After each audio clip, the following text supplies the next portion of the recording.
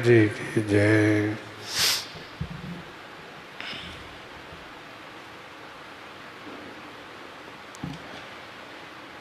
गोस्वामी जी महाराज पूर्व प्रसंग में वर्णन किए, रावण ने मंदोदरी को यह कहते हुए हृदय से लगाया कि देवी, जिस दशानन के डर से लोकपाल दिग्पाल कांपते हैं, उसकी नारी बानर और मनुष्य से डर गई हो, यह सुनने से लोगों को बड़ी हंसी होगी, लोगों में बड़ी हंसी आएगी, अर्थात लोग आपका उपहास करेंगे, बहुत मजाक उड़ाएंगे।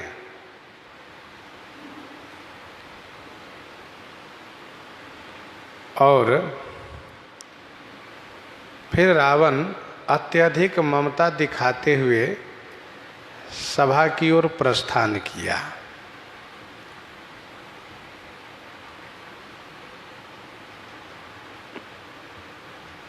मंदोदरी की बात को नहीं मानना है,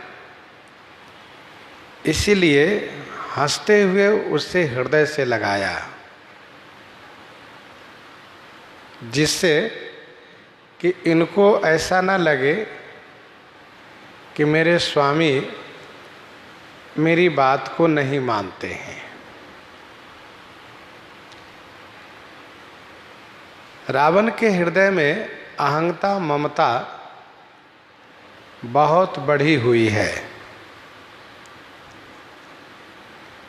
मंदोदरी को हृदय से लगा करके समझा करके सभा में जाने का मतलब भी है कि उसके हृदय में बड़ी ममता है मंदोदरी के प्रति। रावण सभा की ओर जाता है। गोस्वामी जी कहते हैं कि मंदोदरी हृदय कर चिंता, भयउ कंत पर विधि विपरीता।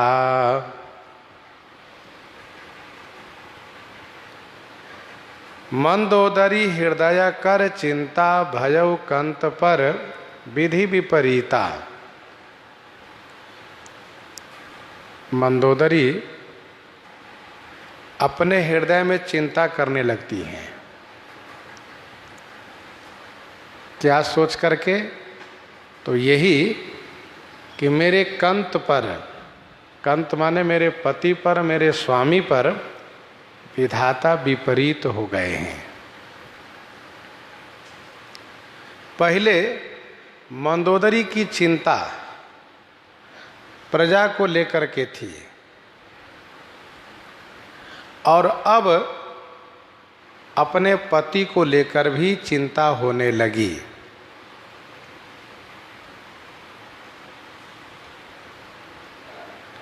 मंदोदरी पहले सोच रही थी कि प्रजा का बचाव कैसे हो। इस संदर्भ में अपने स्वामी से बात कर रही थी, परंतु अब इस बात को सोच इनको हो गया है कि जब मेरे पति ही बात नहीं मानते हैं, जब इन्हीं का मरण निश्चय हो रहा है, तो फिर प्रजाजन का बचाव कैसे होगा। इसलिए इनके मन में चिंता हो गई।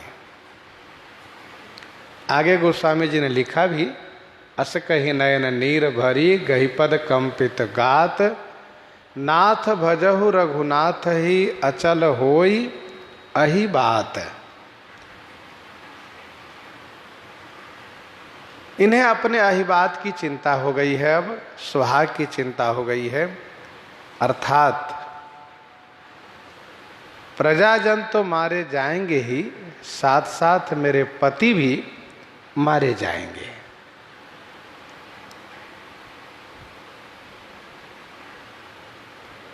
इन्हीं बातों से मंदोदरी बहुत चिंतित है।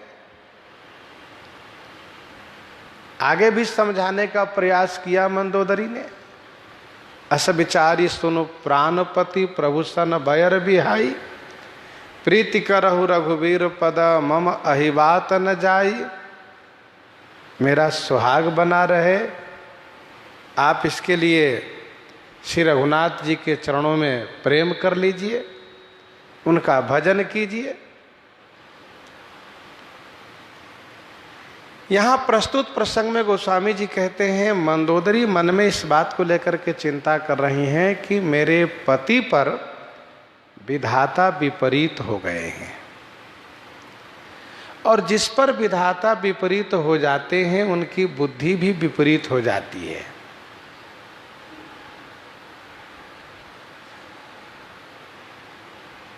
काल दंड गहि काहू न मारा, हरई धर्म बल बुद्धि विचारा, निकट काल जेहि आवत साई, तेहि भ्रम होई तुम्हारे ही नाई। वह भ्रमित हो जाता है और वह बात नहीं मानता है।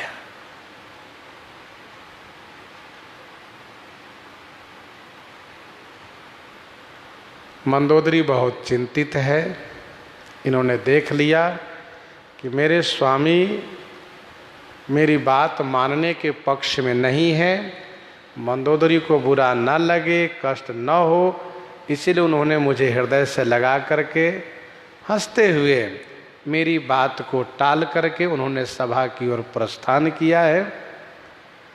अब हम क्या करें? मंदोदरी सोच रही हैं। गोस्वामी जी कहते हैं, रावण जैसे सभा में बैठता है, सभा के कार्य आरंभ होते ही रावण को सूचना दी जाती है कि महाराज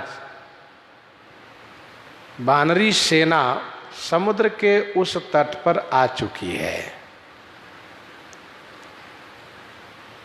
लंका पर आक्रमण करने के लिए समुद्र के उस तट पर उन सब ने पड़ाव डाल दिया है। बैठे ओ सभा खबरी असे पाई,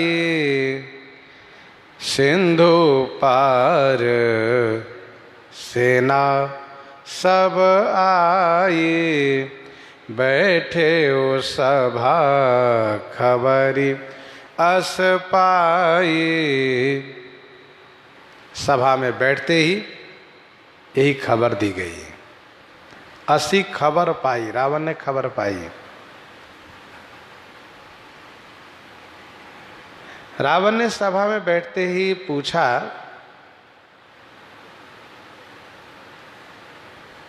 पहले जो दूत लोग हैं, गुप्तचर हैं, वह अपनी बात रखें।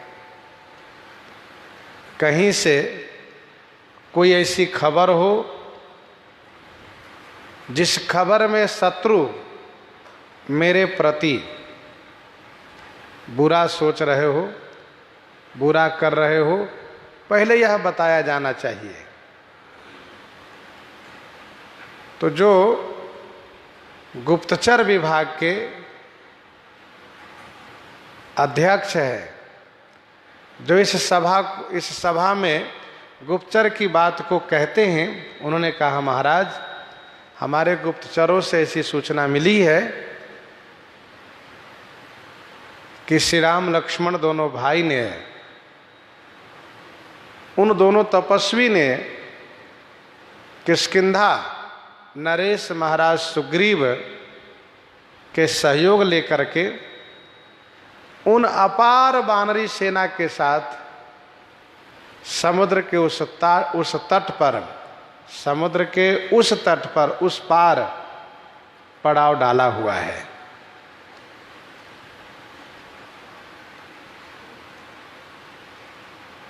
सिंधु पार सेना सब आई। यह खबर रावण को दी गई। सिंधु पार का मतलब उस पार। जैसे बिनु फर बान राम ते ही मारा, सत जो जन गा सागर पारा। बूझे सि सचिव उचित मत कहू, ते सब हंसे मस्त करी रहू। बूझे सि सचिव उचित मत कहू, ते सब हंसे मस्त करी रहू। बूझे सि सचिव, सचिव माने मंत्री से, बूझे सि माने पूछा।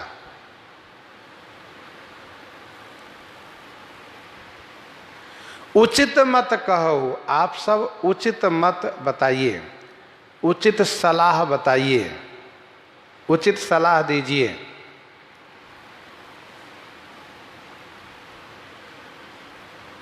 ते सब हंसे, उन सब मंत्रियों ने पहले ठहाका मार के हंसना शुरू किया।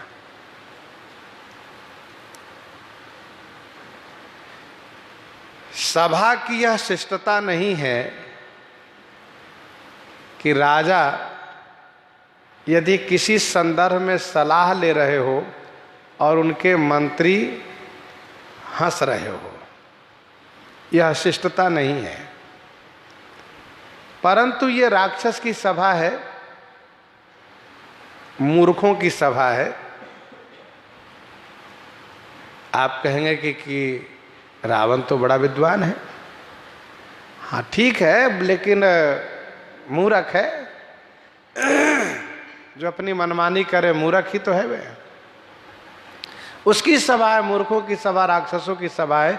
इसमें सब कुछ संभव है, सभी कुछ जायज है।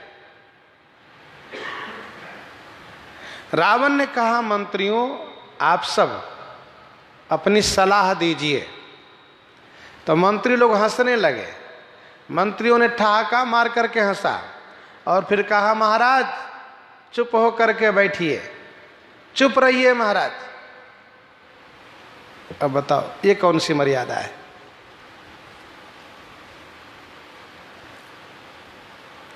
श्रीमद् वाल्मीकि रामायण के अनुसार जो इनके मंत्रीगण प्रमुख हैं, माल्यवंत है, परहस्त है, दुर्मुख है, वज्रद्रष्ट है, वज्रहनु है, निकुंभ है, ये सब इनके प्रमुख मंत्रीगण हैं।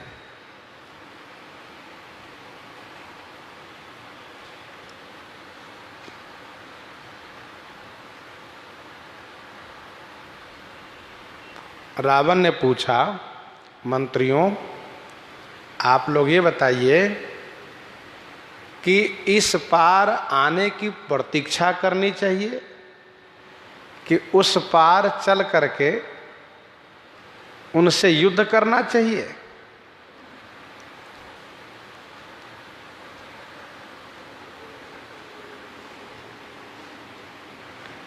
रावण ने ये नहीं पूछा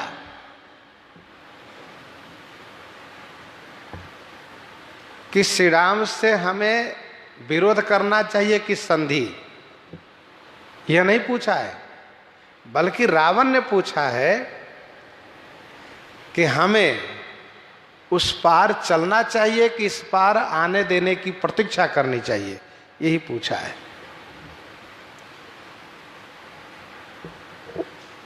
रावण के मंत्री लोग जानते हैं कि महाराज से संधि की बात नहीं कही जा सकती है, संधि करने वाली बात महाराज को स्वीकार नहीं होती है, इसलिए वे सब संधि की बात नहीं करते हैं। रावण ने पूछा हमें क्या करना चाहिए, तो उन सब ने हंस करके रावण के इस बात को निरादर किया है। जैसे रावण ने मंदोदरी की बात पर हंस करके उनकी बात को निरादर किया था, वैसे ही रावण की बात को हंसी में मंत्रियों ने उड़ा दिया। रावण की बात पर मंत्रियों ने हंस करके उसे निरादर किया। कोई व्यक्ति यदि अच्छी बात सुनकर के उसे हंसी में उड़ा देता है, उस बात को लेकर के उपहास करता है, तो उसकी बात को सुनकर भी और लोग हंसी में उड़ा देते हैं और उनका उपहास करते हैं। यह नियम है। यदि आप किसी और को हंसोगे तो आप भी हंसी सुनने के लिए तैयार रहो। आपको भी हंसी सुनने के लिए तैयार रहना चाहिए। मंत्रियों ने कहा, महाराज मस्ट करी रहू। मस्ट करू रहू का मतलब चुप होकर के बैठिए, चुप होकर के बैठे रहिए, ये इसका अर्थ है। मस्ट का अर्थ होता है चुप रहना। मस्ट करहु अनुचित भल नाही। बोलत लखन ही जनक डेराही, मस्ट करहु अनुचित भल नाही। जीते हो सुरासुर तब श्रम नाही। जीते हो सुरासुर तब श्रम नाही। नर बानर के ही लेखे माही। नर बानर के ही लेखे माही। जीते हो सुरासुर तब श्रम नाही। नर बानर के ही लेखे माही। सुर असुर जीते हो तब श्रम नाही। सुर असुर को तुमने जीता तब श्रम नाही, तब श्रम नहीं हुआ। नर बानर के ही लेखे माही। ये नर और वानर के ही लेखे माही। के ही लेखे माही का मतलब किस गिनती में है ये? महाराज, जब आपको विचार करना चाहिए था तब तो आपने विचार करना उचित नहीं समझा। सुर को जीतने में, असुर को जीतने में विचार करना अनिवार्य था, तब तो आपने आवश्यक नहीं समझा विचार करना। और ये नर बानर, जबकि ये हम सब असुरों के आहार हैं, भोजन हैं, अब इनको लेकर के आप विचार कर रहे हैं, हम समझते हैं कि ये उचित नहीं है। नर बानर के लेखे माई। नर और बानर किस लेखे माने किस गिनती में है? ये है ही क्या? इनके लिए तो महाराज आप जब कहिए तब हम सब असुर लोग जाकर के खा जाएं और आपको चिंता से मुक्त कर दें। आप केवल आदेश तो करिए, आप इनसे लड़ने की बात क्यों करते हैं?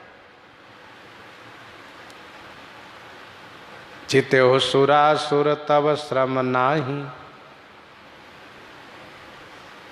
तब आप नहीं थके थे। देखी विकट भट बड़ी कटकाई। जक्ष जीव लय गयौ पराई। एक बार कुबेर पर धावा।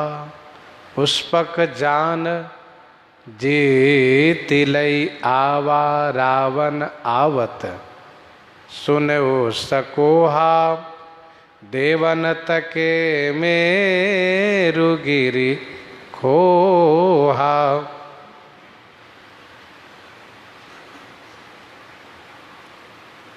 श्रीमद् वाल्मीकि रामायण में वर्णन है, उत्तरकांड में।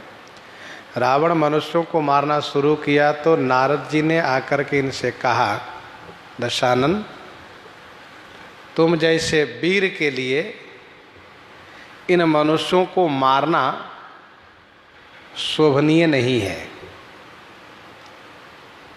ये बेचारे मनुष्य खुद मरे हुए हैं, मरे हुए को मार करके कोई वीर बनता है? अरे जब वीर ही बनना हो तो देवताओं को जीतो। इन सब मनुष्यों को मारने वाले जो यमराज है उनको जीतो। यमराज पर अपना विजय प्राप्त कर लो तो तुम्हारा सभी मनुष्यों पर विजय माना जाएगा। तो रावण ने कहा, हाँ नारद जी बिल्कुल ठीक कह रहे हैं आप। तब से मनुष्यों को मारना छोड़ दिया है। जितहु सुरासुर तब श्रम नाही, नरवा नर के ही लेखे माही, किस गिनती में है। और यही मंत्री महोदय लोग जब अपने घर में होते हैं तो परिवार के साथ यही चर्चा करते हैं, निज निज गृह सब करहि विचारा, नहीं निश्चर कुल केर उबारा। और जब सभा में होते हैं यहाँ पर तब कहते हैं, जीते हो सुरासुर तब श्रम नाही, नरवा नर के ही लेखे माही। इसी बात को लेकर के गोस्वामी जी कहते हैं, सचिव वैद गुरु तीन जो, प्रिय बोलहि भय आस, राज धर्म तन तीन कर, होई बेगहि नास, होई बेगहि नास।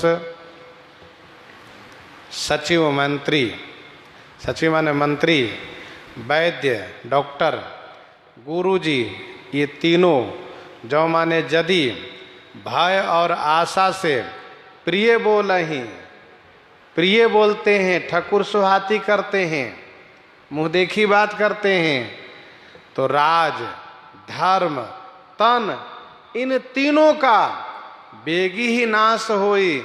बेगी ही माने शीघ्र नाश हो जाता है।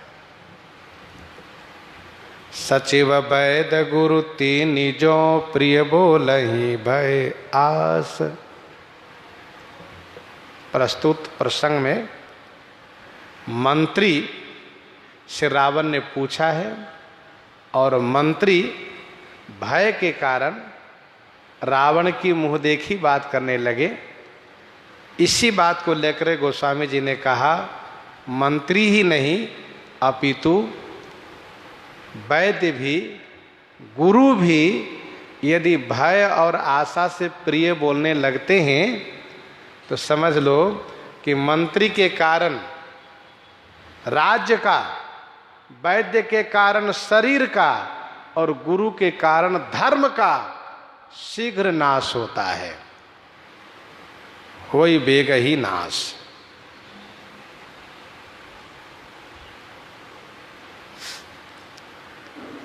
इस दोहे में क्रम भंग किया जा रहा है। सचिव वैद गुरु तीन जो, और आगे कहा जा रहा है राज धर्म तन। पाठ कर्माद अर्थ कर्मो बलियान की दृष्टि से अर्थ लगाना चाहिए कि सचिव वैद गुरु तीन जो, प्रिय बोलहि है भय आस। तो राज तन और धर्म तीन कर होई बेग ही नाश, ऐसा अर्थ करना चाहिए। यदि कोई कहता हो कि गोस्वामी जी ने मानस जी में इस प्रकार से क्रम भंग क्यों किया, जबकि उन्होंने दोहावली में यथा कर्मालंकार ही लिखा। 524 दोहावली में मंत्री गुरु और वैद्य जीव, मंत्री गुरु और वैद्य जो, प्रिय बोलहि भय आस। शुरू में ही क्रम रख दिया गया, मंत्री गुरु और वैद्य जो, प्रिय बोलहि भय आस। राज धर्म तन तीन कर होई बेग ही नाश। मंत्री गुरु और वैद्य जो, दोहावली में 524 में। तो जब दोहावली में इस प्रकार से यथा कर्मालंकार लिखा है, तो यहाँ पर मानस में कर्म भंग मानसकार ने क्यों किया? तो इसका उत्तर यह है कि गोस्वामी श्री तुलसीदास जी महाराज ने जानबूझ करके मानस जी में कर्म भंग किया है। क्यों? इसलिए कि रावण के सब विपरीत है, रावण के सब विपरीत है, मंत्री भी, गुरु भी, वैद्य भी।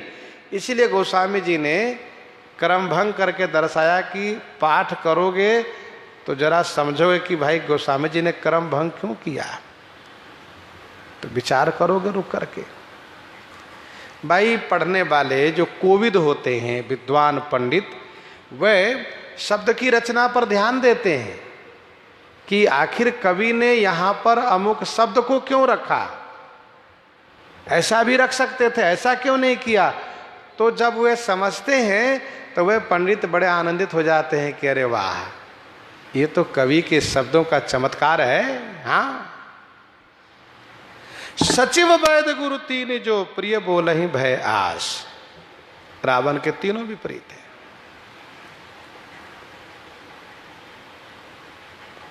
दूसरी सभा में रावण ने कहा, कहु कवन, रावण के कहने पर कहा, कहु कवन भय करिए विचारा, नर कई भालु आहार हमारा। मंत्री ने कहा, रावण के पूछने पर, दूसरी सभा में रावण के पूछने पर क्या करना चाहिए, तो मंत्री ने फिर से कहा, कहु कवन भय करिए विचारा, नर कई भालु आहार हमारा।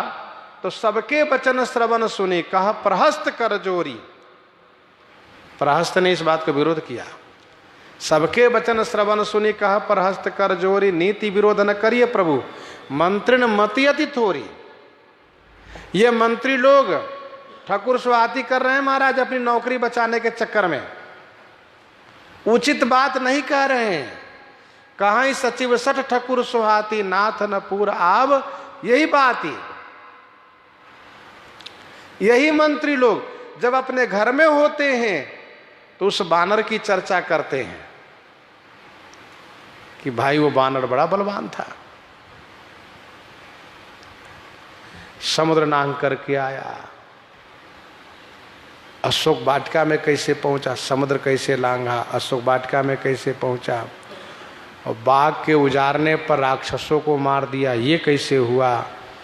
बड़ी संख्या में राक्षसी सेना थी, अकेले उन्होंने चमत्कार दिखाया, और फिर अक्षय कुमार को भी मार दिया। अरे भाई, मेघनाद भी यूं ही ब्रह्मास्त्र का प्रयोग नहीं किया होगा। मेघनाद को भी लगा होगा कि वानर बहुत विकट है, तब उसने ब्रह्मास्त्र का प्रयोग किया है, नागपाश में बांधा है। इसका मतलब ये वानर बड़ा ही बलवान है, बहुत प्रभावशाली है, पराक्रमी है। तो ये सब घर में उनकी चर्चा करते हैं, उनकी बड़ाई करते हैं। हम मंत्रियों से पूछना चाहते हैं कि यदि आप सबको इतनी ही भूख थी तो आप उस दिन उस बानर को पकड़ के क्यों नहीं खा लिए? यदि उसको पकड़ के खा लिए होते कोई भी मंत्री महोदय, तो लंका का इतना बड़ा नुकसान तो नहीं होता। क्या उस दिन भूख नहीं थी? क्या उस दिन आप लोग का अजीर्ण हो गया था?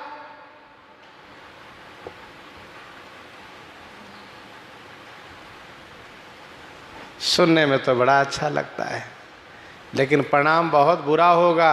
यही चर्चा मंत्री लोग करते हैं। तो रावण नाराज हो गया, कहा प्रहस्त, तुम्हारी बुद्धि मारी गई है। अरे तू मेरा बेटा है, तू मेरे जैसी बात नहीं करता है, शत्रु वाली बात करता है। तुम्हारे पास ऐसी बुद्धि आई कहां से? किसने तुम्हें ऐसी बुद्धि सिखा दी?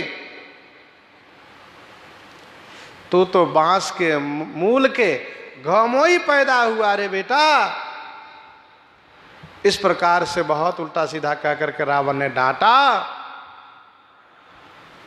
तो प्रहस्त ने कहा, नहीं नहीं पिताजी, सत्य तो ये है कि हम तो अपने बाप जैसे ही हैं, लेकिन आप अपने बाप जैसे नहीं हो। ऐसा कह करके वे चलते भय सभा से। कहने का भाव यह है कि मंत्री लोग ठाकुर सुहाती करते हैं, भय और आशा से प्रिय बोल रहे हैं, भय क्या है? यदि हम महाराज के विपरीत बात करेंगे तो मंत्री पद से हटा दिए जाएंगे, तो क्या जरूरत है हित की बात करने के लिए? अच्छी बात करने की क्या आवश्यकता है जब हम हटा दिए जाएंगे मंत्री पद से? तो जो होगा होगा, हम मंत्री पद पर बने रहें। आशा लगी है कि हमें वो मंत्री पद का मान सम्मान मिलता रहे, इसलिए मंत्री प्रिय बोलते हैं।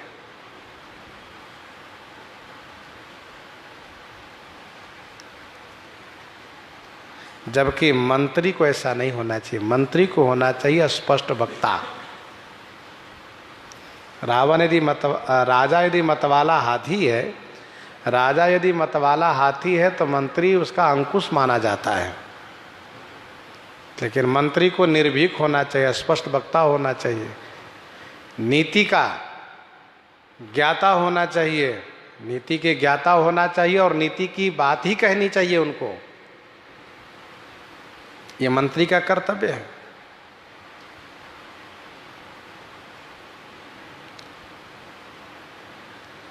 तो रावण के मंत्री विपरीत है। रावण का वैद्य भी विपरीत है। सुखेन वैद्य जो जीवन भर लंका में रहा है, रावण के एक से एक बेटे मारे गए, भाई मारे गए, पर किसी को जिलाने का प्रबंधन उसने नहीं किया। वे चाहते तो इन राक्षसों से संजीवनी मंगा के रखते, पर उन्होंने भी ऐसा नहीं किया। रावण के एक बेटे को भी नहीं जिलाया सुखेन वैद्य ने, और श्री लक्ष्मण जी को जिलाने का प्रबंधन कर दिया और बड़ी जुक्ति के साथ काम किया। हनुमान जी जब महल से उठाकर ले आए, सुखेन वैद्य ने सोचा ये तो महल से उठा के ले आए हैं, यदि ठीक से बात नहीं करेंगे तो फिर न जाने क्या होगा। इसलिए उसने कहा मैं जानता हूं दवा के बारे में, पर मेरे पास दवा नहीं है, दवाई नहीं है। दवाई कहाँ है? कहा वो दूसरे देश में बहुत दूर है।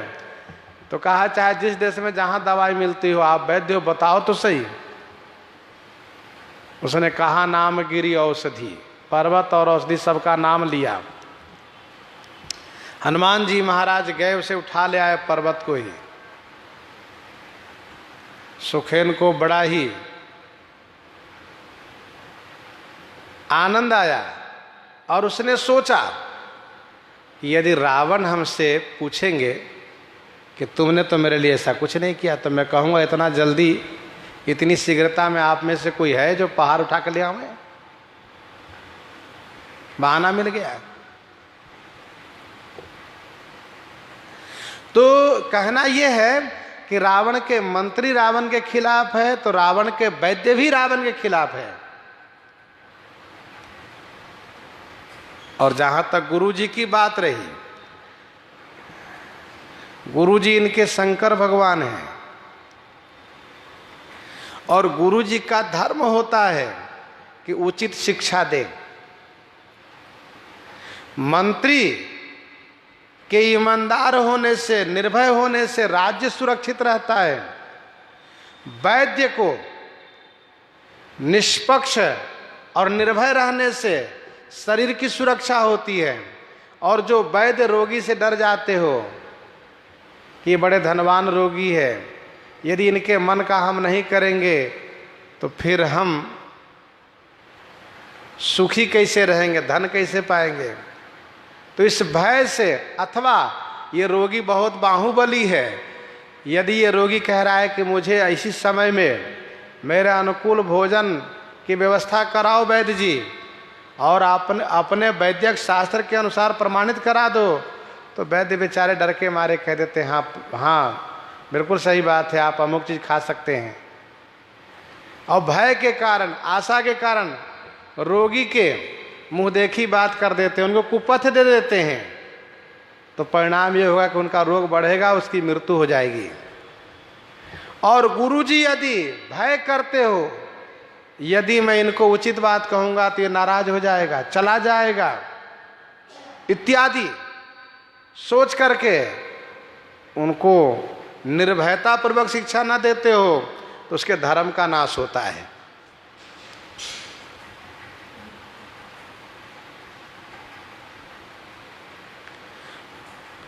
गुरुनित मोहि प्रबोधि दुखित देखी आचरण मम, श्री काकभुसुंडी जी कहते हैं। बृहस्पति जी महाराज समझाते हैं, सुनु सुरेश उपदेश हमारा। और यदि गुरु जी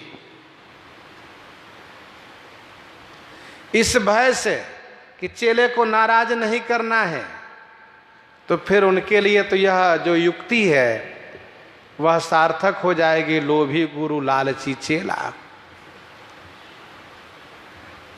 गुरु जी भी लोभी और चेला भी लालची, तो परिणाम क्या होगा? घोर नरक में ठेलम ठेला। इसीलिए गुरु निर्लोभी चाहिए, गुरु निर्लोभी चाहिए। शिष्य न छाड़े प्रीति, स्वार्थ छाड़े हरि मिले, यही भजन की रीति। भाई मंत्री पद, वैद्य पद, गुरु पद बहुत जिम्मेदारी का पद है। इसमें निर्भयता होनी चाहिए, निष्पक्षता होनी चाहिए, अस्पष्टता होनी चाहिए।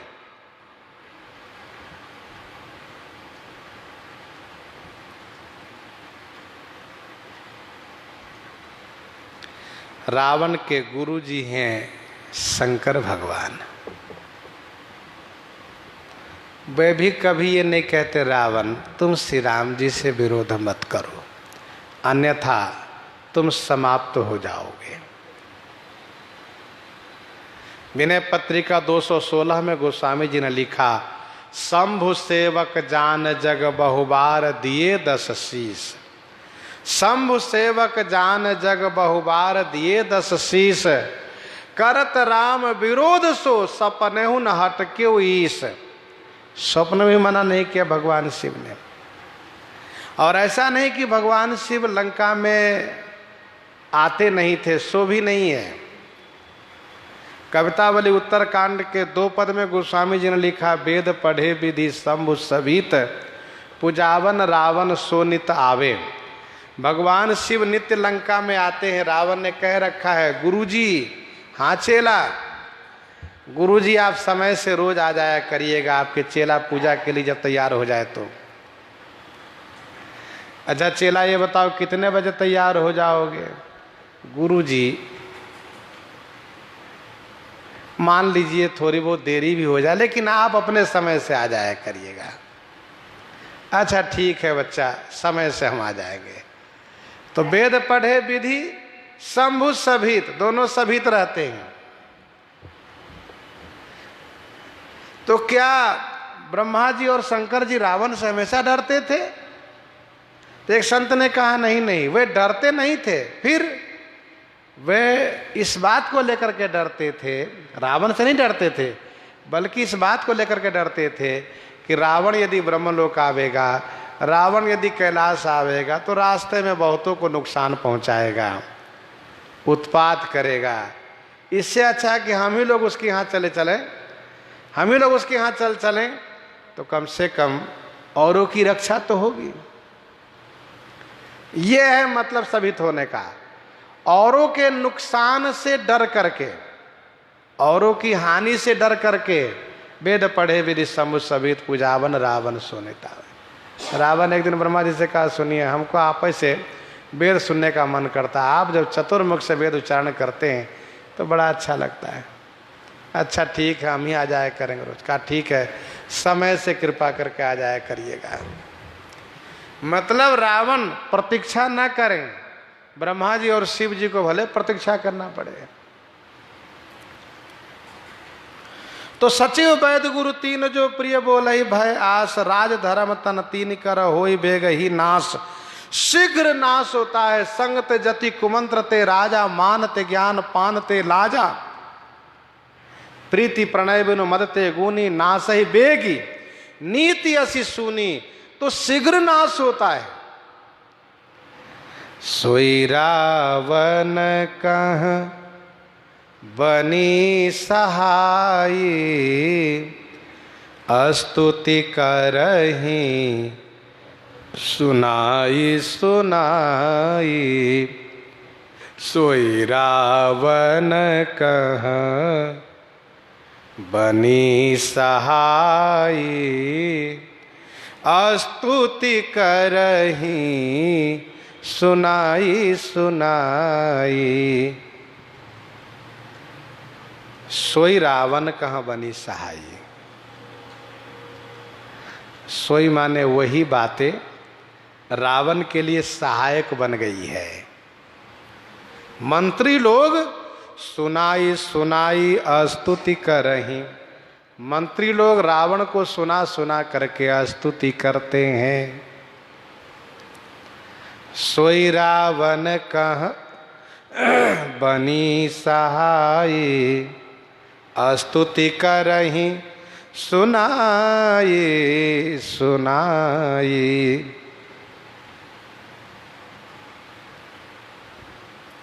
रावण के लिए वही बात सहायक हो गई है। कौन सी बात? मंत्री गुरु अरु वैद जो प्रिय बोले ही भयास, राज धर्म तन तीन कर होई बेगही नाश। यहाँ वही बात हो गई है कि कोई गड्ढा में गिर रहा हो तो उसके सहयोगी उसका मित्र पीछे से और धक्का दे रहे हो, हाँ ठीक है और आगे बढ़िए, धक्का दे रहा हो, चलिए रास्ता बढ़िया है। क्योंकि उसको पता है कि इसको कहूँगा कि नहीं आगे गड्ढा है आगे मत जाओ तो मानेगा नहीं। जब नहीं मानेगा तो फिर गिरो, लो हम भी सहयोग कर देते हैं। मरे हो को मारना, गिरते हो गिराना। सोई रावण कहाँ बनी सहाई, स्तुति करे सुनाई सुनाई। तुलसी जसी भवतव्यता तैसी मिलई सहाय, आपुन आवई ताहि पही ताहि तहाँ लई जाए। सुना सुना करके स्तुति करते हैं। घर में डर के मारे सोते नहीं हैं, ठीक से खाते नहीं हैं, और सभा में आकर के बड़ी बड़ी बातें करते हैं, गाल बजाते हैं, डिंग मारते हैं। घर में होते हैं तो कहते हैं जासु दूत बबरन ने जाई, तेही आए पुर कवनि भलाई। सभा में होते हैं तो कहते हैं महाराज कहो कवन भय करिए विचारा, नरक भी भालू आहार हमारा। अवसर जावा भ्राता चरण, शीसते ही नावा। अवसर जान विभीषण आवा, अवसर जान करके विभीषण जी आए। भ्राता चरण शीसते ही नावा, भ्राता के चरण में उन्होंने सिर नवाया, प्रणाम किया।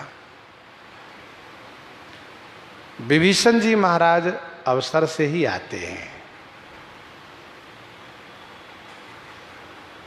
ऐसा नहीं और मंत्रियों की तरह और सभासदों की तरह रावण के आने के पहले से ही सभा में बैठे हो, ऐसा विभीषण जी नहीं करते। विभीषण जी अपने समय से आते हैं जब उनको ऐसा लगता है कि अब मेरी आवश्यकता हो सकती है, क्योंकि सभा में एक नियम होता है अमुक क्रम से पूछा जाना। तो विभीषण जी उसी बात को ध्यान में रखते हुए समय से आते हैं और सभा में आकर के विराजित होते हैं। और यदि रावण ने कुछ पूछा तो अपनी जथामति विचार को रखते हैं, और यदि आवश्यकता नहीं हुई तो फिर से विभीषण जी प्रणाम करके चले जाते हैं। सोचते हैं यहाँ बैठने से अच्छा है घर में राम राम करें।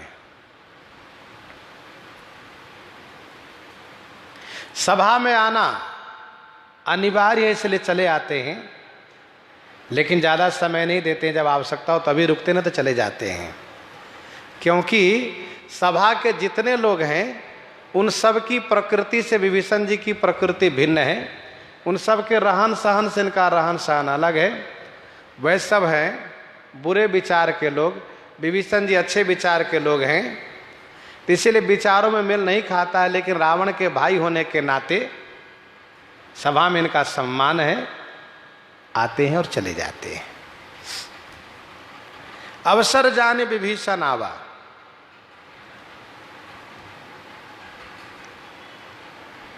तब जब श्री हनुमान जी को सभा में पकड़ के लाया गया था, विभीषण जी महाराज समय से ही आए थे, सचिवन सहित विभीषण आए। वैसे यहां पर अवसर जाने विभीषण आवा। विभीषण जी को पता लग गया कि आज सभा में महाराज मंत्रियों से विचार कर रहे हैं कि शत्रुओं को, यानी शत्रु दल को इस पार आने देना चाहिए कि उस पार चल करके मारना चाहिए।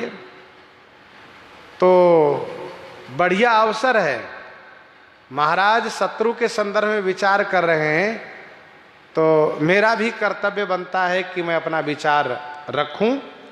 इसलिए अवसर जाने विभीषण आवा और भ्राता चरण शीर्ष तहि नावा। विभीषण जी महाराज सज्जन है, मर्यादा को ध्यान में रखते हुए आए और महाराज रावण को अपने भ्राता के चरण में प्रणाम वंदन प्रणाम किए। और जब रावण का आदेश हुआ तो सिर नवा करके प्रणाम सबको करके सभा में अपने आसन पर विराजित हो गए।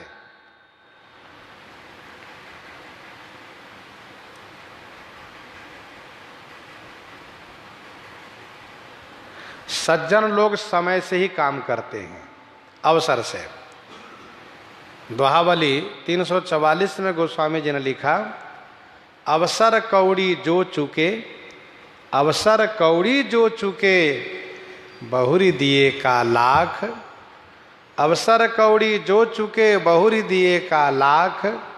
दुई जन चंदा देखिए, उदय कहाँ भरी पाख। दुई जन चंदा देखिए, उदय कहाँ भरी पाख। यदि शुक्ल पक्ष के द्वितीया के चंद्रमा को दर्शन नहीं किए तो फिर पूरे पखवाड़ा चंद्रमा को देखने से कोई लाभ नहीं है। कहना यह है कि समय से यदि काम नहीं किए तो फिर बिना समय के काम करने से कोई मतलब नहीं होता है। यदि समय पर कौड़ी से काम बन जा रहा हो तो बाद में लाखों रुपये देने से काम नहीं बनता है। दुई जन चंदा देखिए, उदय कहाँ भरी पाक। वहीं दोहावली में गोस्वामी जी ने लिखा 448 में, समर्थ कहूँ न राम सो तिये हरन अपराध। समर्थ कहूँ न राम सो तिये हरन अपराध। समय ही साधे काज सब, समय सराहि साधु।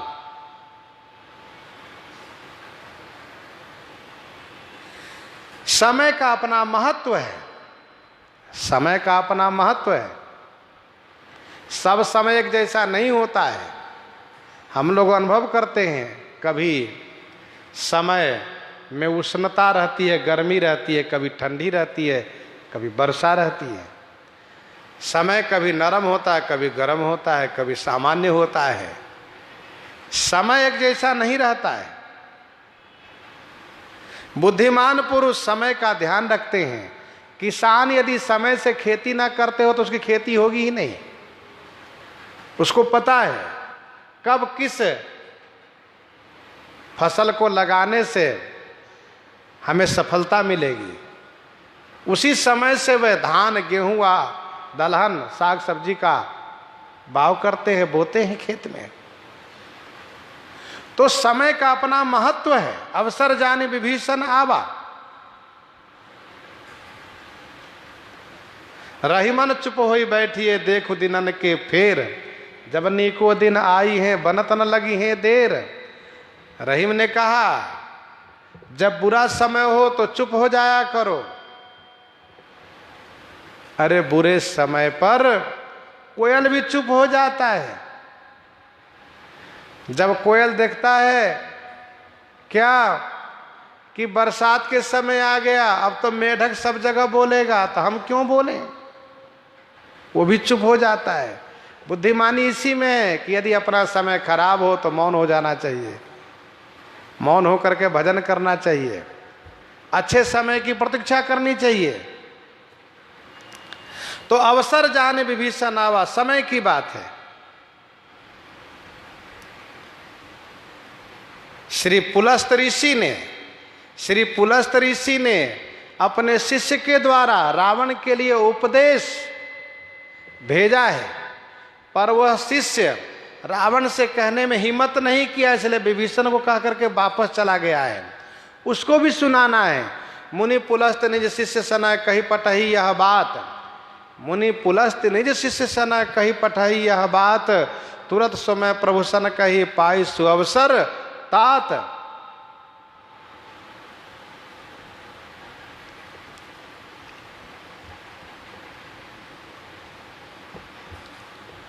तो समय से बात कहनी चाहिए। जैसे सबके वचन श्रवण सुनी कह परहस्त कर जोरी, नीति विरोध न करिए प्रभु मंत्र न मति अति थोरी।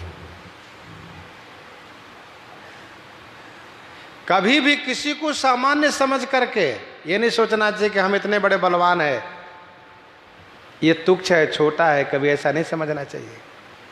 समय कराता है, समय छोटे को बड़ा बनवा देता है, बड़े को छोटा कर देता है, बलवान को बलहीन बना देता है, बलहीन को बलवान बना देता है, मूर्ख को विद्वान बना देता है, विद्वान को मूर्ख बना देता है, अच्छे को बुरा, बुरे को अच्छा, पापी को धर्मात्मा, धर्मात्मा को पापी बना देता है। समय बड़ा विचित्र है।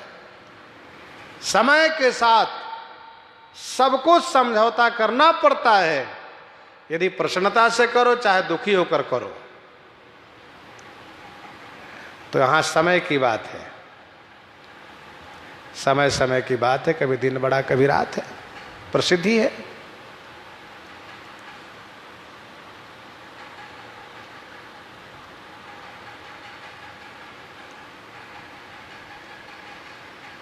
श्री विभीषण जी यथा समय आते हैं, क्योंकि सोचते हैं जब तक बच जाए तब तक अच्छा है इन दुष्टों से। ये तो दुष्टों का समाज है, दुष्ट संग जन देहि विधाता।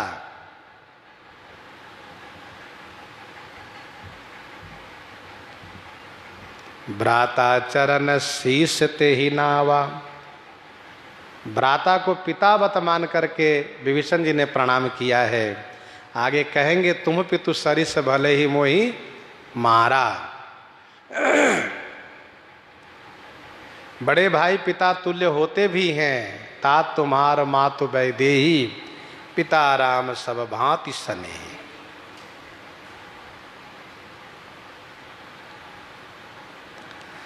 प्रश्न ये उठता है कि विभीषण जी तो अवसर से आए पर काम हुआ नहीं, जिस उद्देश्य से आए वह काम नहीं हुआ। तो इसका समाधान संतों ने ये किया है कि विभीषण जी महाराज समय से आए हैं, इसीलिए बहुत बड़ा काम हुआ। कहा क्या बड़ा काम हुआ? संतों ने कहा सबसे बड़ा काम ये हुआ कि कुसंग छूट गया, दुष्टों का संग छूट गया, ये बहुत बड़ा काम हुआ। भक्ति की प्राप्ति हुई, राज्य की प्राप्ति हुई, ये सब काम तो बना ही। संत महापुरुष सज्जन लोग कार्य के परिणाम पर ध्यान देते हैं, कार्य के परिणाम पर ध्यान देते हैं। कार्य का आरंभ क्या है उस पर न ध्यान दे करके कार्य का परिणाम क्या आया उस पर विशेष ध्यान देते हैं। और उस पर विशेष ध्यान देना भी चाहिए कि कार्य का परिणाम कैसे हुआ, क्या हुआ। जैसे गुरु श्री वशिष्ठ जी महाराज सुदिन सोधी, मुनिवर तब आए, सचिव महाजन सकल बुलाए, बैठे राजसभा सब जाई। कुछ लोगों ने आक्षेप किया गुरुजी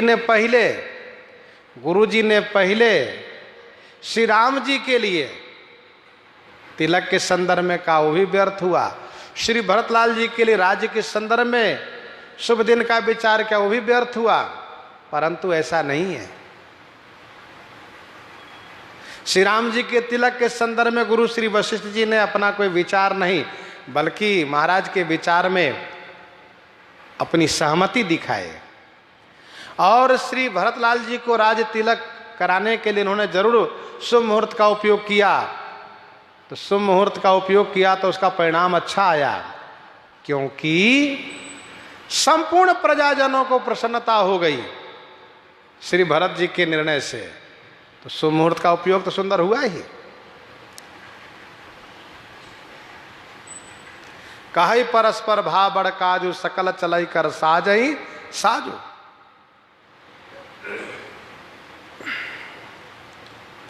वैसे यहां भी श्री विभीषण जी महाराज अवसर से आए हैं, तो अवसर का सदुपयोग हुआ है। अवसर जानि विभीषण आवा, भ्राता चरण शीस तेहि नावा। पुनि सिर नाये बैठ निज आसन, बोला वचन पाई अनुशासन। पुनि सिर नाई बैठ निज आसन, बोला वचन पाई अनुशासन। पुनि माने पुनः सिर नवा करके अपने आसन पर बैठ गए। रावण ने कहा विभीषण बैठो। विभीषण जी बैठ गए प्रणाम करके। फिर रावण ने कहा विभीषण तुमको पता होना चाहिए कि हम मंत्रियों से विचार ले रहे हैं। सुना है कि शत्रु समुद्र के उस पार आ चुके हैं अपने दल बल के साथ। तो मंत्रियों ने जो सुझाव दिया वो ठीक है, तुम्हारा क्या विचार है, तुम इस संदर्भ में क्या कहते हो बताओ। इसका मतलब यह हुआ कि रावण मंत्रियों के विचार से पूर्णतः सहमत नहीं है, खुश नहीं है। यदि सहमत होते, खुश होते तो विभीषण जी से मंत्रणा करते ही नहीं। और फिर ऐसी होनी है, इसलिए रावण ने सोचा कि पूछे विभीषण का क्या विचार है, देखिए क्या कहता है। इसलिए कहा बोलो। तो बोला वचन पाई अनुशासन। रावण के अनुशासन पाकर के विभीषण जी ने कहना शुरू किया। विभीषण जी ने बड़ी विनम्रता के साथ कहा, औरों की तरह नहीं, कहा महाराज हे कृपालु, हे दयालु, जो कृपाल पूछे हो मोहि बाता। जो कृपाल पूछे हो मोहि बाता। मति अनुरूप कहूँ हित ताता। मति अनुरूप कहूँ हित ताता। हे कृपालु, आपने जो मुझसे पूछा है मैं आपकी बड़ी कृपा समझता हूँ, जो आपने पूछ करके मुझे सम्मान दिया है। सोहेतात मैं अपनी बुद्धि के अनुसार आपके हित की बात कहता हूँ। विभीषण जी महाराज हित की बात कहना प्रारंभ किए हैं। प्रसंग को हम आप यहीं पर हृदयंगम करते हैं। आइए श्रवण करते हैं श्री विनय पत्रिका से।